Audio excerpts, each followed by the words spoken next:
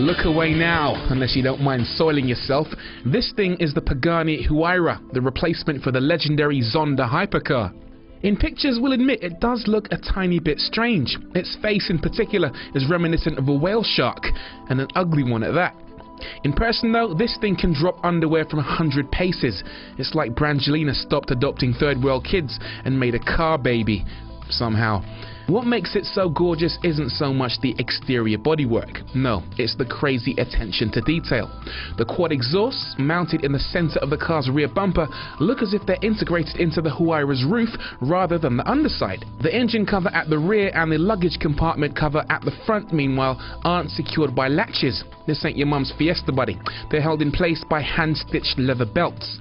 As for the interior, well, that's a bit depressing really, mostly because it makes our living rooms look like they were designed by a tramp.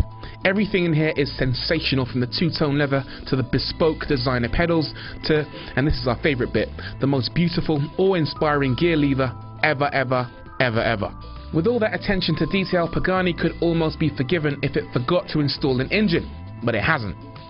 It's fitted the Huayra with a Mercedes-developed 6-litre V12 that calls on 690 horses to provide 1,000 Nm of torque.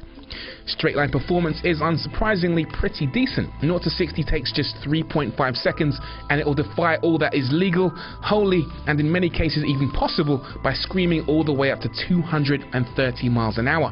Cornering shouldn't be a problem. The Huayra uses 4 motorized flaps, 2 at the front and 2 at the rear, to add more downforce as required.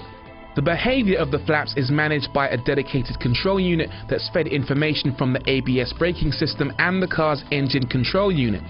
These pass information about the Huayra's speed, yaw rate, lateral acceleration, steering angle and throttle position, all of which helps determine the angle of the flaps and how much downforce they provide. It's almost too much for our tiny minds to comprehend, but needless to say, if we had anywhere near the 850,000 euros required to buy this thing, we'd skip gleefully to the nearest pawn shop to sell our kidneys, souls and our grandmothers to raise the rest of the money. No need for comments on this one, people. We already know how you feel.